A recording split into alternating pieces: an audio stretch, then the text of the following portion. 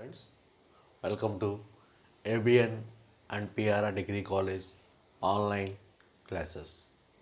So, third BCom journal నందు central banking ప్రీవియస్గా మనం ఫస్ట్ యూనిట్ మరియు సెకండ్ యూనిట్ యూనిట్లలో కొన్ని చాప్టర్స్ అనేవి మనం నేర్చుకున్నామండి, తెలుసుకున్నాం.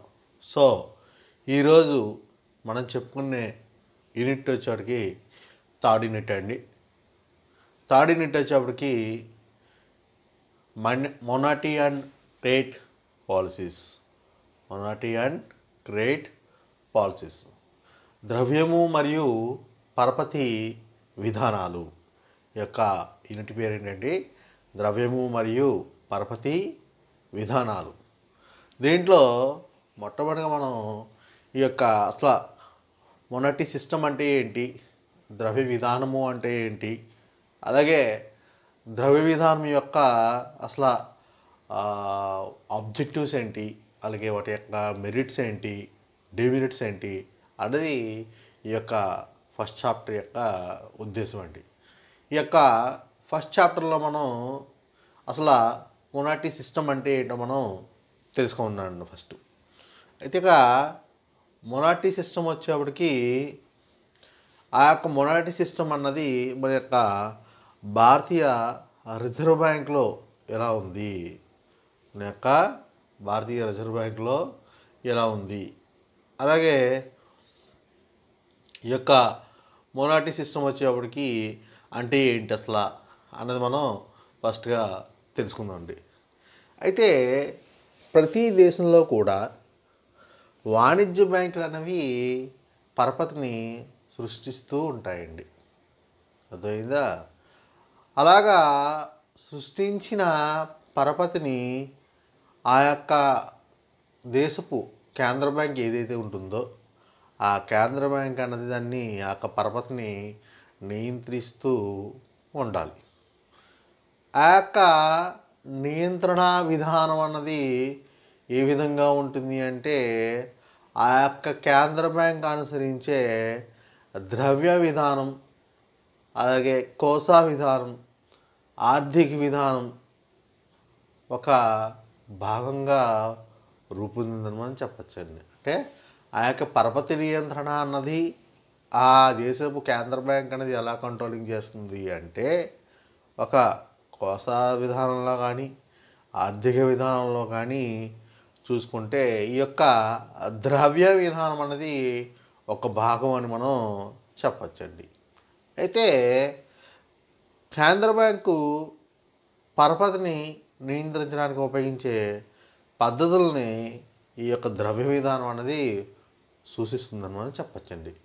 In India monetary policy of the Reserve Bank of India is aimed at managing the quantity of money in order to meet the requirements of different sectors of the economy and increase the pace of economic growth. ఈ యొక్క ఆర్థిక అభివృద్ధిని చూసుకోవాలి అనుకుంటే ఈ యొక్క కొన్ని పాలసీస్ని అంటే మొనాటీ పాలసీ కావచ్చు, లేకపోతే ఫిజికల్ పాలసీ కావచ్చు, రిజర్వ్ బ్యాంక్ అనేది మేనేజింగ్ అనేది క్వాంటిటీ మెయింటైన్ చేస్తూ, అలాగే ఏవైతే సెక్టర్స్కి అవసరం ఏ డిపార్ట్మెంట్కి వస్తే ఎటువంటి రిక్వైర్మెంట్స్ ఉన్నాయో అటువంటి రిక్వైర్మెంట్స్ అన్నిటిని కూడా ఆర్థికపరమైన అవసరాలని తీరుస్తూ ఉండడం మనం కొంచెం ద్రవ్య విధానంలో ఒక భాగం అని మనం చెప్పచ్చండి. ఈ యొక్క అసలు ద్రవ్యం మొనాటీ పాలసీలో మనం చూసుకుంటే దీని యొక్క డెఫినేషన్ మనం చూసుకుంటే ఒకసారి మనకి according to professor Harry Johnson ఏమని చెప్తున్నారంటే monetary policy is a policy employing the central bank control of the supply of money as an instruments for the achieving the objectives go general economy policy is monetary policy. So మనకి professor Harry Johnson ఏం చెప్తున్నారంటే monetary policy is a policy employing the central bank's control of the supply of money as an instrument of our achieving the objectives go general economy policy is monetary policy. So నేను ఏం చెప్తున్నానంటే దేశ సామాజిక ధ్యేయాలను సాధించడానికి, ఏవైతే దేశ సామాజిక ధ్యేయాలు సాధించడానికి కేంద్ర బ్యాంక్ ద్రవ్యం సరఫరా వ్యయాలను క్రమబద్ధీకరించే విధానాన్నే ద్రవ్య విధానం అని అంటున్నారండి. ఏమంటున్నారండి? దేశ సామాజిక సేవలను, దేశ సామాజిక సేవలను సాధించడానికి కేంద్ర బ్యాంకు ద్రవ్యమనే సరఫరా వ్యయాలను, సరఫరా వ్యయాలను క్రమబద్ధీకరించే విధానాన్నే ద్రవ్య విధానం అని ఇక్కడ ప్రొఫెసర్ హరీష్ జోషన్ అనే మహాశయుడు ఈ యొక్క ద్రవ్య విధానానికి డెఫినేషను ఇచ్చారండి. మళ్ళీ రిపీట్ చేస్తాను చూడండి. దేశ సామాజిక ధ్యేయాలను అంటే ఏదైతే మన యొక్క దేశానికి సంబంధించిన ఆబ్జెక్టివ్స్ ఉన్నాయో ఆ యొక్క ఆబ్జెక్టివ్స్లను సాధించడానికి, రీచ్ అవ్వడం కోసం మనం కేంద్ర బ్యాంకు ద్రవ్యమనే సరఫరా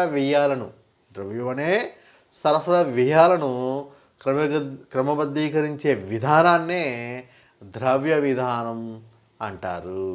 అర్థమైందండి? సో ఇలాగా ద్రవ్య విధానము అంటే మనం ఇలాంటి యొక్క డెఫినేషన్ మనం చెప్తే సరిపోతుంది. అసలు ఈ యొక్క ద్రవ్య విధానం యొక్క కమిటీ ఎలా ఉంటుంది ఏంటి అనేది మనం ఒకసారి చెప్తాను వినండి. సో ఈ యొక్క ద్రవ్య విధానం కమిటీ వచ్చేటికి మనకి దీంట్లోని మొనాటీ పాలసీ సిస్టంలోని ఒక కమిటీ అనేది ఉంటుందండి. సో ద్రవ్య విధాన కమిటీ భారతీయ రిజర్వ్ బ్యాంక్ చట్ట ప్రకారం, అంటే భారతీయ రిజర్వ్ బ్యాంక్ యాక్ట్ 1934 ప్రకారం నియమ నిబంధనలు అనుసరించి చేస్తుందండి. ఏదైతే ఈ యొక్క ద్రవ్య విధానం యొక్క కమిటీ ఉందో అది భారతీయ రిజర్వ్ బ్యాంక్ చట్టం 1934 ప్రకారం నియమ నిబంధనలను అనుసరించి పనిచేస్తూ ఉంటుందని మనం చెప్పచ్చండి. ద్రవ్య విధాన కమిటీ చూసుకునేవాడికి మనకి ఫైనాన్స్ యాక్ట్ 2016 ప్రకారం రూపుదాల్చిందని మనం చెప్పచ్చండి. ఇదేంటి ద్రవ్య విధాన కమిటీ అన్నది సవరణ, అంటే ఈ 1934 చట్టం తర్వాత కొన్ని సవరణలు జరిగిన తర్వాత రీసెంట్గా మనం చూసుకునేప్పటికీ ఫైనాన్స్ యాక్ట్ 2016 ప్రకారం ఇది రూపుదాల్చిందని మనం చెప్పచ్చండి. ఈ committee MPC monetary policy committee MPC అని మనం చెప్పచ్చండి. దీంట్లో మొత్తంగా 6 సభ్యులు ఉంటారండి. మొత్తంగా చూసుకునేప్పటికీ ఎంతమంది సభ్యులు ఉంటారండి? 6 సభ్యులు ఉంటారు.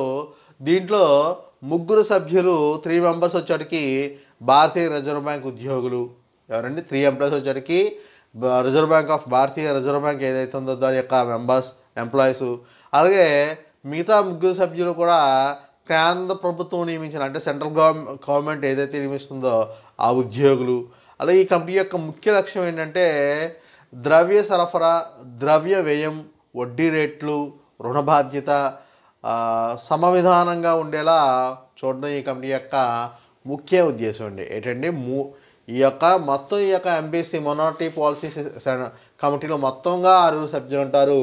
ఈ 6 సభ్యుల్లో 3 సభ్యులు వచ్చేప్పటికి భారతీయ రిజర్వ్ బ్యాంక్ యొక్క ఉద్యోగులు. అలాగే 3 సభ్యులు వచ్చేవాడికి ఏదైతే కేంద్ర బ్యాంక్ ఉందో, కేంద్ర ప్రభుత్వం ఉందో కేంద్ర ప్రభుత్వం నియమించిన 3 సభ్యులు దీంట్లో సభ్యులుగా ఉండి ఈ యొక్క కమిటీని నడిపిస్తూ ఉంటారు. అయితే ఈ కమిటీ యొక్క ముఖ్య లక్ష్యం ఏంటి అంటే ద్రవ్య సరఫరా, అంటే మనీ సప్లై, అలాగే ద్రవ్య వ్యయం, అలాగే వడ్డీ రేట్లు, ఇంట్రెస్ట్ రేట్స్, అలాగే రుణ బాధ్యత, అలాగే సమవిధానంగా ఉండేలా మనం చూడడం యొక్క మొనాటీ పాలసీ కమిటీ యొక్క ముఖ్య ఉద్దేశం అని మనం చెప్పచ్చండి. అలాగే వీటి యొక్క ఆబ్జెక్టివ్స్ చూసుకునేప్పటికీ, మెరిట్స్ తీసుకునేప్పటికీ మనం, అలాగే ఈ యొక్క డిమెరిట్స్ చూసుకునేవాడికి కొన్ని విధాలుగా మనం విభజించడం జరిగిందండి. దాంట్లో మొట్టమొదటిగా వచ్చేటప్పటికి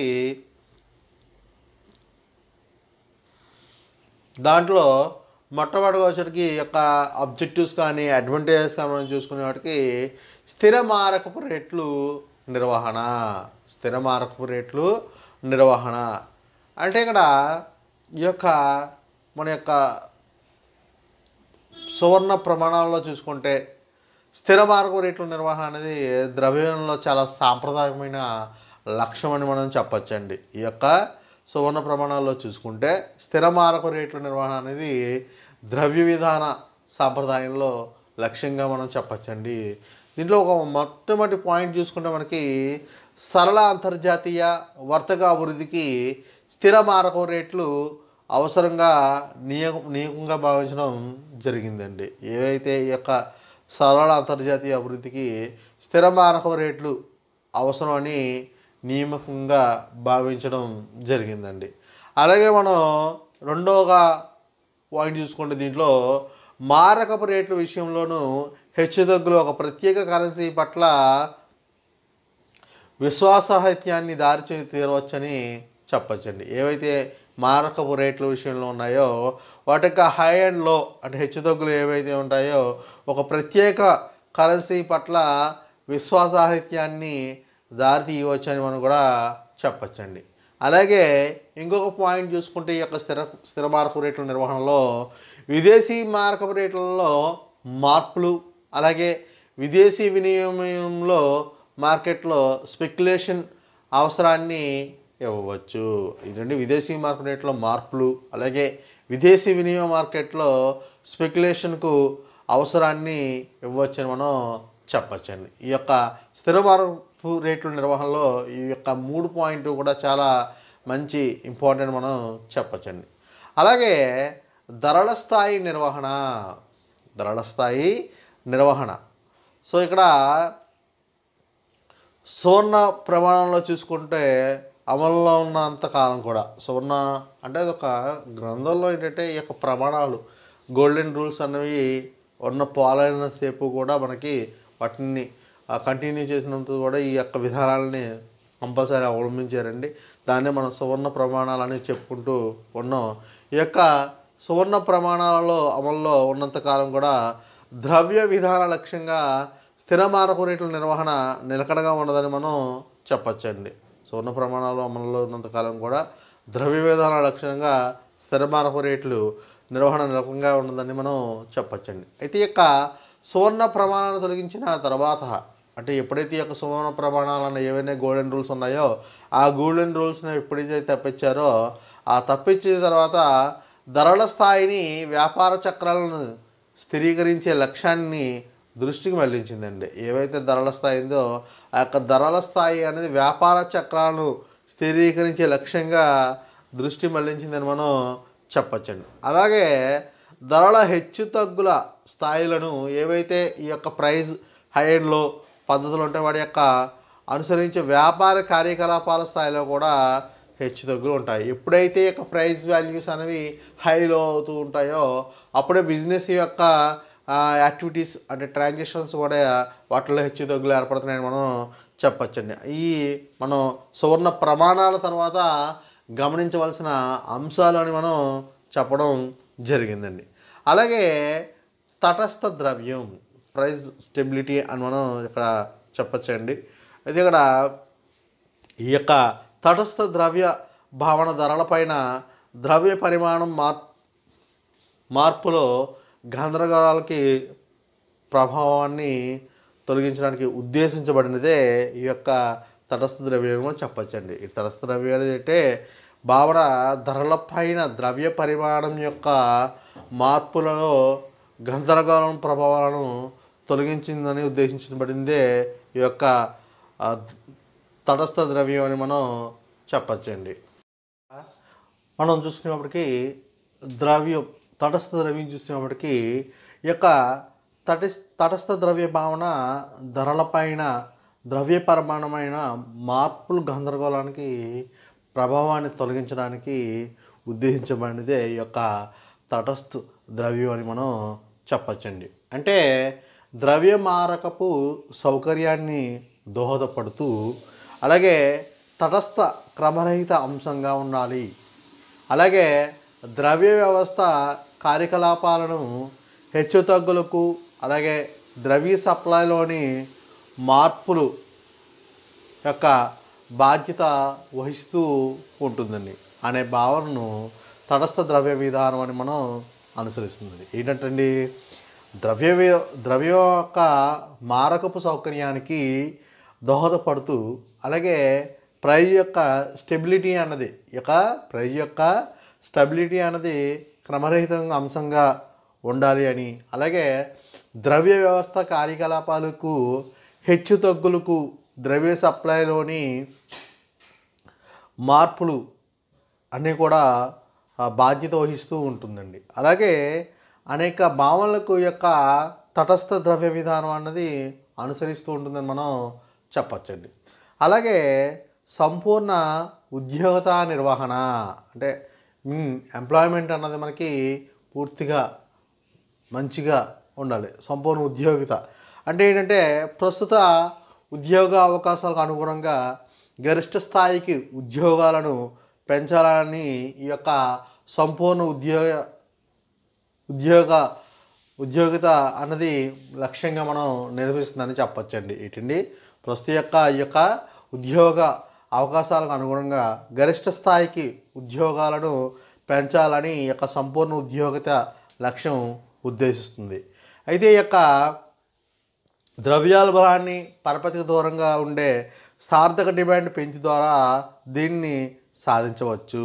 ఏంటంటే ఏవైతే ఈ యొక్క ద్రవ్యోల్బణం పరపతికి దూరంగా ఉండే సార్థక డిమాండ్ ఏదైతే ఉంటుందో ఆ యొక్క సార్థక డిమాండ్ను హెచ్ ద్వారా దీన్ని సాధించవచ్చు అని మనం చెప్పచ్చండి. అలాగే ఈ యొక్క సంపూర్ణ ఉద్యోగత వర్తమాన సామాన్యంగా ఉపయోగం అన్నది సానుకూలంగా చేసే ప్రయత్నం చేస్తుందని మనం చెప్పచ్చండి. ఈ యొక్క సంపూర్ణ ఉద్యోగత ఏదైతే ఉందో అది సామాన్య ఉపయోగం సానుకూలంగా చేసే ప్రయత్నం అని మనం చెప్పచ్చండి. అంటే ఇక్కడ సంపూర్ణ ఉద్యోగత నిర్వహణ అన్నది ఏంటంటే ఈ యొక్క ద్రవ్య విధానాలు ఏవైతే ద్రవ్య విధానంలో ఈ యొక్క సంపూర్ణ ఉద్యోగత అన్నది కూడా అతి ముఖ్యమైన పాత్ర వహిస్తుంది అని మనం చెప్పచ్చండి. ముఖ్య యొక్క లక్ష్యం ఏంటంటే ఉద్యోగ అవకాశాలు పెంచడం.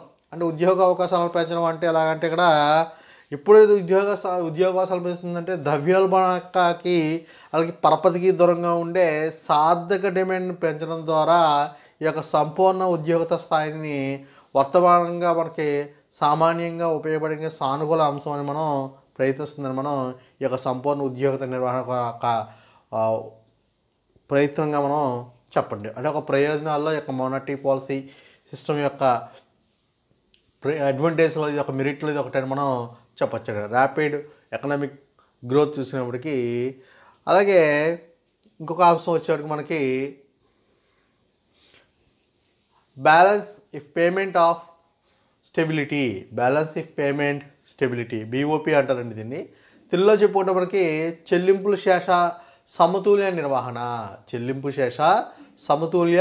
నిర్వహణ అంటే ఇక్కడ దేశపు విదేశపు చెల్లింపుల స్థితిలో నిల్వలను సాధించడం అనేది ద్రవ్య విధానంలో మరొక ముఖ్యమైన లక్ష్యం అని మనం చెప్పచ్చండి. దేశపు అలాగే విదేశీ చెల్లింపుల స్థితిలో నిల్వలను సాధించడం అనేది ద్రవ్య విధానంకి మరొక ముఖ్యమైన లక్ష్యంగా మనం చెప్పచ్చండి. ఇందుకోసం బ్యాంక్ రేటును ఒక ఆయుధంగా వాడడం జరుగుతుంది. అంటే ఏదైతే ఈ యొక్క చెల్లింపుల శేష విధానం ఉందో ఆ యొక్క ద్రవ్య విధానంలో దీనికి ఈ యొక్క బ్యాంక్ రేట్ని ఒక ఆయుధంగా ఉపయోగిస్తూ ఉంటారని మనం చెప్పచ్చండి. అలాగే ఈ యొక్క దేశ ప్రతికూల చెల్లింపుల శేషం స్థితికి ఎదుర్కొంటున్నప్పుడు బ్యాంక్ రేట్లో పెరుగుదలలోని స్వల్పకాలిక వడ్డీ రేట్లను పెంచడం జరుగుతుంది. దీని కారణంగా ఒకవైపు బయటికి ప్రవహించే బంగారం విదేశీ మార్పు రిజర్వ్ తగ్గించి చూపిస్తుంది. అంటే ఇక్కడ ఎప్పుడైతే ఈ యొక్క చెల్లింపుల శేషం అన్నదాన్ని మనం ఏ విధంగా కంట్రోల్ ఉంటుందంటే మనకి దేశంలోని స్వల్పకాలిక వడ్డీ రేట్లను పెంచడం ద్వారా అర్థమైందండి. దేశంలోని స్వల్పకాలిక వడ్డీ రేట్లను పెంచడం ద్వారా ఏం జరుగుతుంది, ఎప్పుడైతే బ్యాంక్ రేట్లలో పెరుగుదల వస్తుందో అప్పుడు దేశంలో స్వల్పకాలిక వడ్డీ రేట్లను పెంచడం జరుగుతుంది. దీనికి కారణంగా ఒకవైపు బయటకు ప్రవహించే బంగారు నిల్వలు కానీ అలాగే విదేశీ మారక రిజర్వులు కానీ తగ్గించి చూపిస్తూ ఉంటుంది. ఎప్పుడంటే వడ్డీ రేట్లను పెంచుతూ ఉంటుంది. సో ఎప్పుడైతే ఈ యొక్క వడ్డీ రేట్లు పెంచుతూ ఉంటుందో అప్పుడు ఈ యొక్క బయటికి ఏవైతే ప్రవహిస్తున్నాయో ఆ యొక్క బంగారు కానీ విదేశీ మారక రిజర్వులని తగ్గిస్తుంది అని ఈ యొక్క బ్యాలెన్స్ ఆఫ్ పేమెంట్ స్టెబిలిటీలో మనం చెప్పచ్చండి. Another key of objective it is maintain the BOP equilibrium with most of the developing economics don't tend to have. The BOP has two aspects which are BOP surplus and BOP deficit. The format reflects an excess money supply in the domestic economy, while the later standards for strategic of money the monetary policy success in maintaining money equilibrium. Then the BOP balance can be achieved. So మనకి ఈ యొక్క చెల్లింపుల సెషన్లో మనం చూసుకునేప్పటికీ ఈ యొక్క long term కానీ లేకపోతే షార్ట్ టర్మ్ ఇంట్రెస్ట్ రేట్స్ ఏవైతే ఉంటాయో ఆ యొక్క ఇంట్రెస్ట్ రేట్స్ అన్నిటిని కూడా పెంచడం ద్వారా మనకి ఏదైతే ఫ్లో ఉంటుందో out flow of even gold and foreign exchange ఏదైతే ఉందో వాటిలన్నిటిని కూడా మనం ఈ యొక్క బీఓటీ పేమెంట్ ద్వారా మనం కంట్రోలింగ్ అనేది మనం చేయొచ్చండి. అలాగే ఈ యొక్క డీమెరిట్స్ చూసుకునేప్పటికీ లిమిటేషన్ చూసుకునేప్పటికీ మొట్టమొదటిగా మనకి ఇక్కడ ప్రభుత్వ రంగ ఉనికి. సో దీంట్లో భారతదేశ జనాభాలో ఎక్కువ భాగం బ్యాంకింగ్ సదుపాయాలపై ఆసక్తి కనబరచడం లేదు. అర్థమైందండి. భారతదేశంలో అందరూ కూడా బ్యాంకింగ్ కార్యకలాపాలు కానీ బ్యాంకింగ్ సదుపాయాలను ఉపయోగించుకోవాలని కూడా చాలామంది ఇంట్రెస్ట్ అనేది చూపించడం లేదు. అందుచేత ద్రవ్య విధానాల యొక్క మార్పులకు చేసుకుంటున్నాయి. సో ఇలాంటి మార్పులు ఉన్న వల్ల ఏంటంటే అనేక మార్పులు అన్నవి చోటు చేసుకోవడానికి అవకాశం అన్నది ఉంటుంది. అలాగే రెండవ డెమినిట్ చూసుకున్నప్పటికీ బ్యాంకింగేతర ఆర్థిక సంస్థలు excess of non banking financial institutions. So వచ్చరికి due to the rapid growth of the economy, a large number of the NBFCs have they do not come under the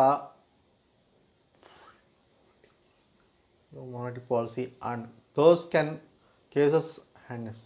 so మనకి ఇక్కడ బ్యాంకింగేతర ఆర్థిక సంస్థలు చూసుకునేప్పటికీ ఆర్థిక అభివృద్ధి వేగంగా జరగడంచే అనేక బ్యాంకింగ్ ఆర్థిక సంస్థలు ఉద్భవించాయని మనం చెప్పచ్చండి. అనేక ఆర్థిక అభివృద్ధి వేగవంతం జరగడం చేత అనేక బ్యాంకింగేతర ఆర్థిక సంస్థలు ఉద్భవించాయని మనం చెప్పచ్చండి.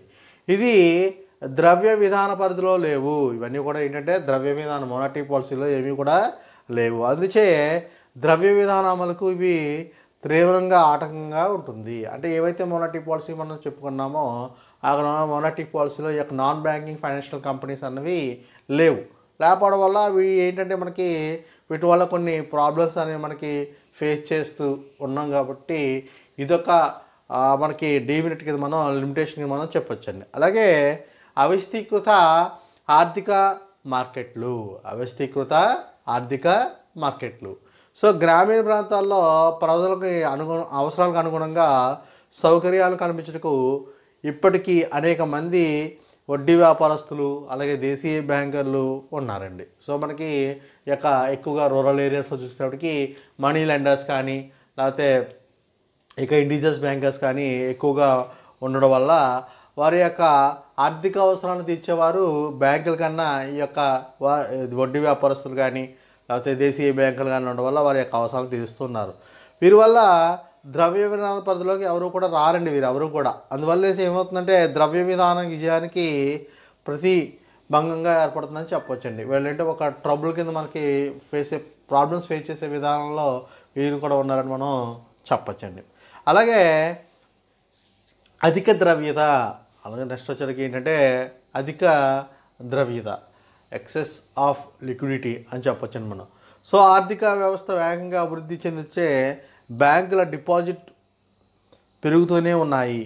నగదు రిజర్వుల నిష్పత్తి కానీ శాసన నిష్పత్తిలో తెచ్చినప్పటికీ కూడా ఉన్నత స్థాయి అధిక ద్రవ్యతను నిరోధించడం లేదు. సో ఇక్కడ మనకి ఈ యొక్క లిక్విడేషన్ అన్నది మనకి అధికంగా పెరిగిపోతూ ఉందండి. Due to the rapid growth of economy the deposits of the banks keep the increasing and hence the excess liquidity cannot be sucked out of the system even with the hikes and CRR and SLR. So this another limitation of the monetary policy. So మనం ఎంత static liquid ratio ఎంత cash reserve ratio increase చేస్తున్నప్పటికీ కూడా ఈ యొక్క liquidation అనేది మనం controlling అనేది చేయలేకపోతున్నాం. సో ఎందుకు కంట్రోలింగ్ చేయలేకపోతున్నాము అంటే వీటి యొక్క అధిక ద్రవ్యత అన్నది లిక్విడిటీ అనేది పెరిగిపోవడం వల్ల, అంటే వీటి యొక్క రేట్లు పెంచడం కానీ తగ్గించడం కానీ చేసినప్పటికీ కూడా ఈ యొక్క లిక్విడిటీ అన్నది మనం అధిక ద్రవ్యత అనేది మనం కంట్రోలింగ్ అన్నది చేయలేకపోతున్నాం. ఇందువల్ల ఈ యొక్క నాన్ బ్యాంకింగ్ ఫైనాన్షియల్ సంస్థలు కానీ లేకపోతే ఇండివిజువల్ బ్యాంకర్స్ కానీ మనీ లెండర్స్ కానీ ఎక్కువగా, అలాగే పబ్లిక్కి బ్యాంక్స్ మీద సరైన ఇంట్రెస్ట్ లేకపోవడం కానీ ఇలాంటి కార్యకలాపాల వల్ల ఈ యొక్క లిక్విడేషన్ అనేది కూడా మనకు పెరుగుతుందని మనం చెప్పవచ్చండి. అలాగే ఆర్థిక విధానం మరియు కోసా విధానంలో సరైన కోఆర్డినేషన్ లేకపోవడం అండి. అంటే monetary and physical policy lack of coordination, సరైన సమన్వయ లోపం ఉండడం వల్ల ఏంటంటే ఈ యొక్క మొనాటీ పాలసీ యొక్క డిమెరిట్ కింద మనం చెప్పచ్చండి. Monetary policy is the made by the RBI where has the physical policy by the government. So ఇక ద్రవ్య విధానం అన్నది భారతీయ రిజర్వ్ బ్యాంక్ అనేది మెయింటైన్ చేస్తూ ఉంటుంది. అలాగే ఈ యొక్క ఫిజికల్ పాలసీ కోసా విధానం ఏదైతే ఉందో అది సెంట్రల్ గవర్నమెంట్ అనేది. Both of the are subject to be the handle independently in and its result in the lack of coordination which ultimate helps the economy policies of the country. అదే ఇక ఆర్థిక విధానంలో ఈ రెండు కూడా సరైన కోఆర్డినేషన్ అనేది లేకపోవడం వల్ల కూడా ద్రవ్య విధానం అన్నది సరైన సక్సెస్లోకి ముందుకి విజయంలోకి సాధించడానికి ఈ రెండు కూడా ముఖ్య కారణం అండి. దేనికి దానికి ఇండివిజువల్గా చూసుకుంటారు. సో నీ కోసా విధానం ఫాలో అవుతున్నప్పుడు ఇలాంటి మార్పులు అన్నవి మనం ఫిజికల్ పాలసీ ద్వారా చేయాలనేది కానీ, లేదా ఫిజికల్ పాలసీ వచ్చే మార్పు విధానం ద్వారా కోసా విధానంలో ఎటువంటి మార్పులు చేద్దామని కూడా ఎవరు కూడా ఎవరికైనా ఇండివిజువల్గా ఆలోచించడం వల్ల ఈ యొక్క విధానంలో సమన్వయ లోపం వల్ల కూడా ఒక ద్రవ్య విధానంలో లోపాలలో ఇది ఒక లోపం అని మనం చెప్పచ్చండి. సో ఇలాగ లోపాలన్నీ కూడా మనం ద్రవ్య విధానంలో ఉన్నాయని మనం చెప్పచ్చండి. సో ఇలాగా ఏవైనా మనకి ద్రవ్య విధానం యొక్క ప్రయోజనాలు పరిమితులు మెరిట్స్ అండ్ డెమెరిట్స్ అడిగినప్పుడు ఇవన్నీ కూడా చెప్పుకుని సరిపోతుంది. సో ఈ చాప్టర్ వచ్చేటికి monetary system, what is the monetary system, explain about merits and demerits and objectives అన్నా కూడా ఇలా రాస్తే సరిపోతుందండి. Thank you.